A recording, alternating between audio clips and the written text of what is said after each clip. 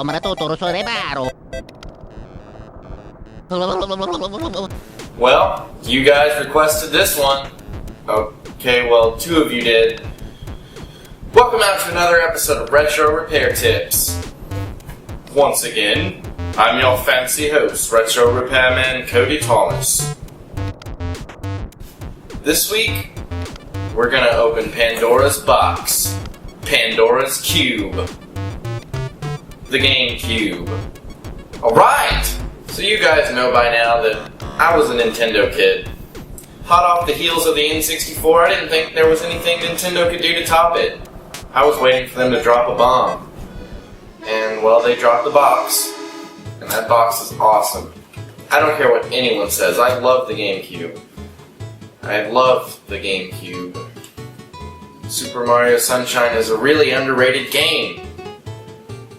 It has that water mechanic, but there's plenty of fun platforming levels, right?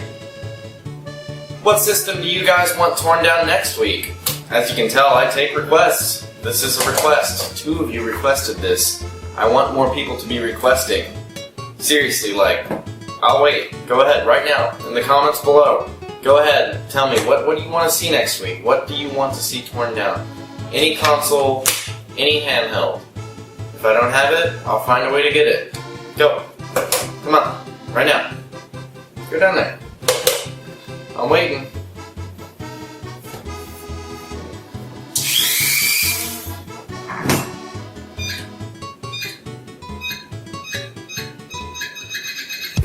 This week is going to get a little bit complicated. It's definitely a more complicated system. We're going to need our 5mm Nintendo security driver. Get these on the eBays. Sitch. We're going to need two types of Phillips screwdrivers this week. We're going to need a slightly larger one. I guess I'll call this the medium size. And we're going to need a small one, because there are some smaller screws in there. So, let's get cubed, guys.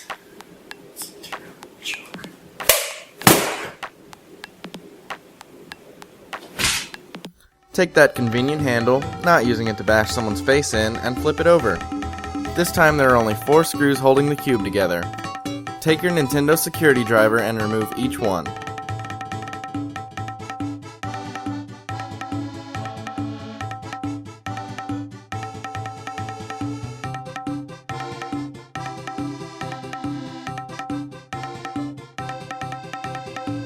Now flip that Nintendo die over and slip the top of the casing off, like so.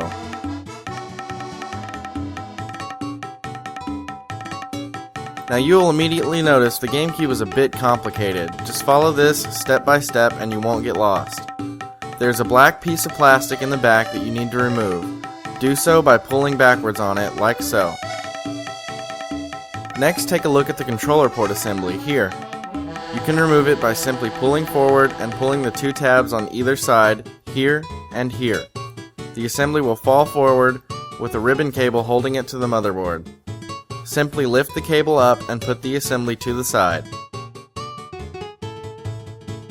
Now turn your attention to the left region, where you will see 2 cables plugging into the plastic. This is the power switch and the fan for the motherboard. Remove the red and black cable, then the 2 screws, one on the top and one on the bottom.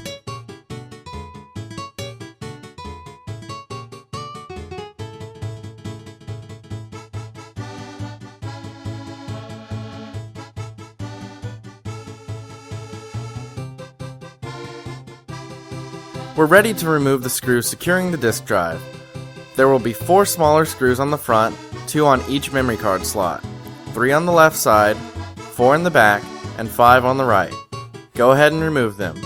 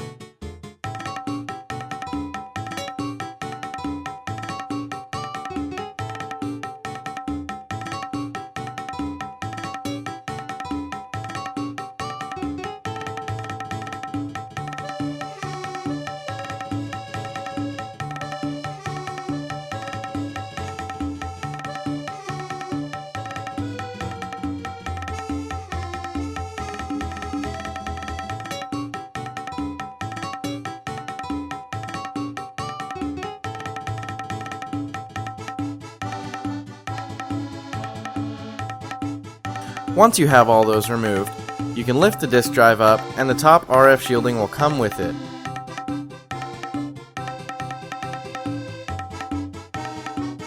Now we can clearly see the square motherboard.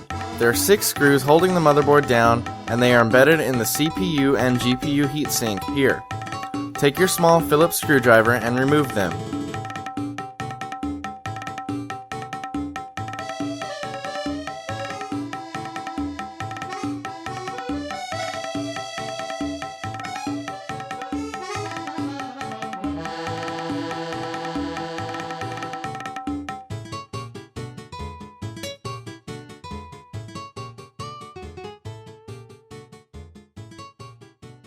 You can now take that square out.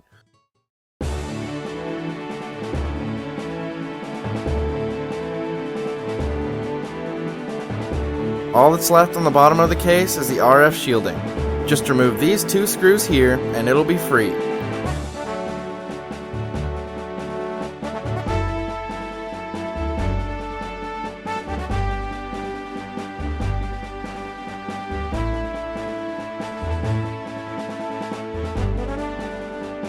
There are a few extra pieces of port shielding here and 2 screw posts. They simply lift out.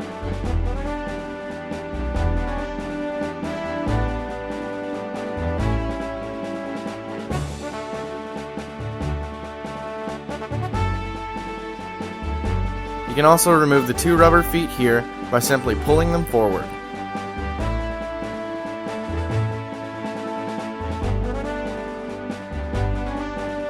Grab your disk drive.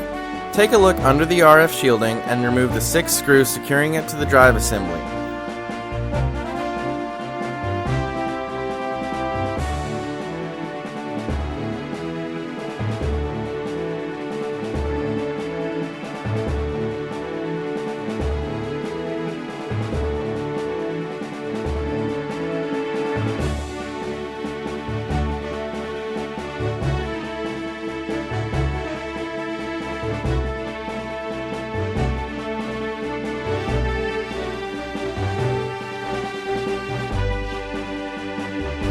Now you will see the disk drive controller board.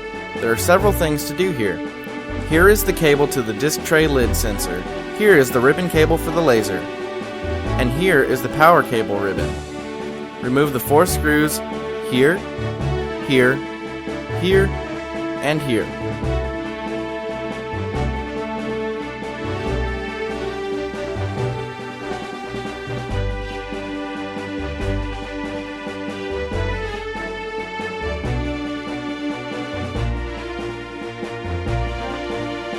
Now remove each connecting cable, like so.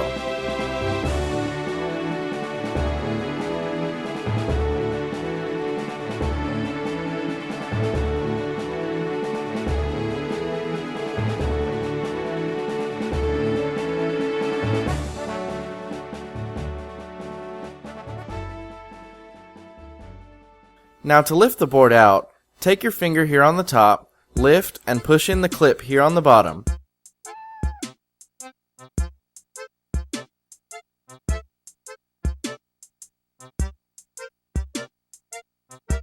Flip it over and let it hang. You can now lift the disk drive mechanism off of the shielding. It is a bit tricky because of the tabs here on the top and on either side, here and here.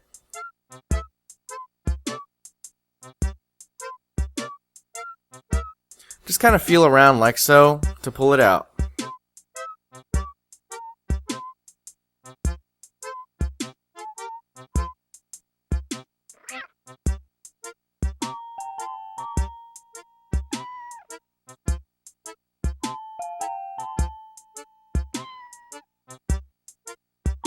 Finally, take the top of the casing and look inside.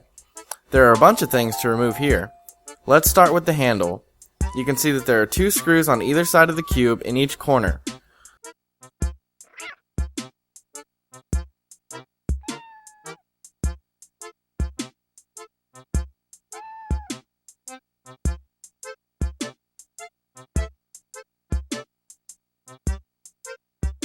Now let us remove the lid assembly. Start on the right side. There will be 1 screw here. Go ahead and remove it.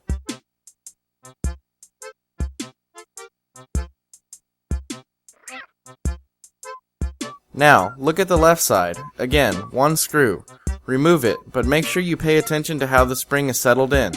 The long end will be on the lid, and the short end will be on the plastic piece. Be careful, because once it is loose, the spring will throw it open.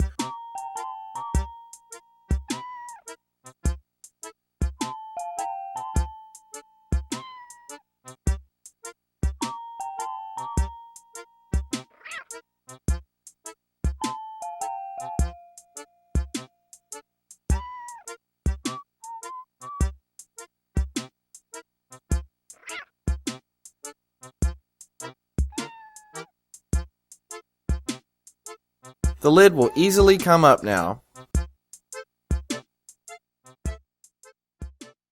There will also be a small black gear inside the case. Just flip it over to get it out.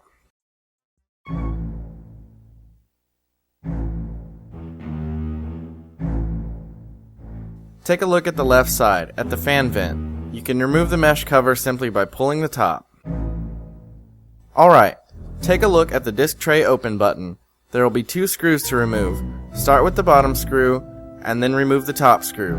Upon removing the top screw, I want you to again pay attention to how the spring is installed.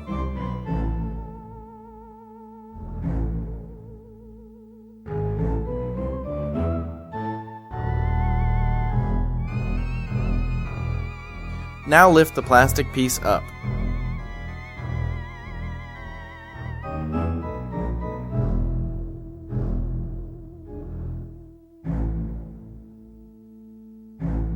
You can now remove the 3 buttons, the power, reset, and disc tray buttons.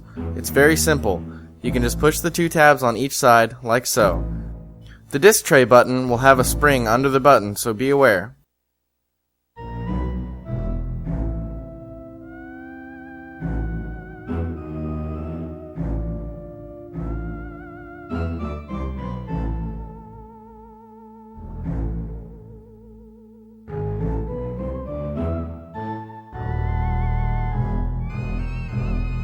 Finally, there are 2 screws holding the LED illuminator. Remove them, and it will come right out.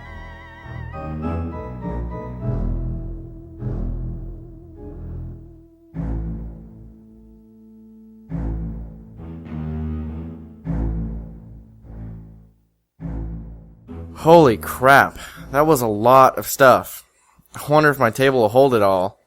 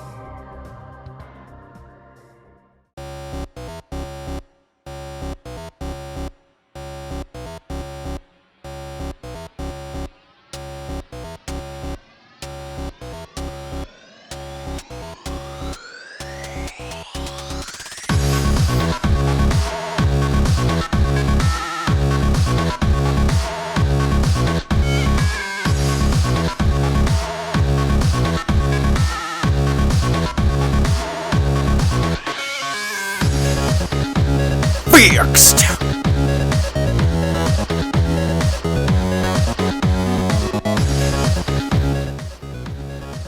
Damn.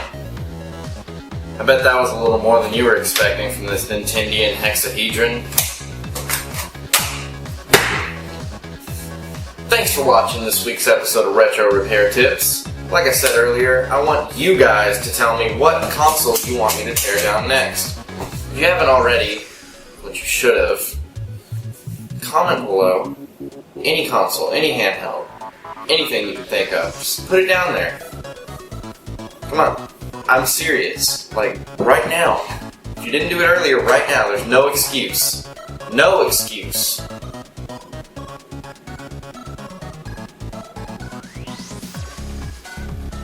And if you guys are having some problems with your GameCube, like, I don't know, maybe power issues, not reading games, something like that, just let me know. Let me know what any kind of problem you're having with your GameCube, and I'll look into it, and whenever I make a repair video for this, there will definitely be what you guys said in there. So, because this show is for you guys, not for me. It's for you. Alright guys, I think that's it for this week. So, as always, rate, comment, subscribe, like on Facebook, all of that good stuff. And, yeah, this is your Retro Repairman, Cody Thomas, saying don't forget to wash behind the ears.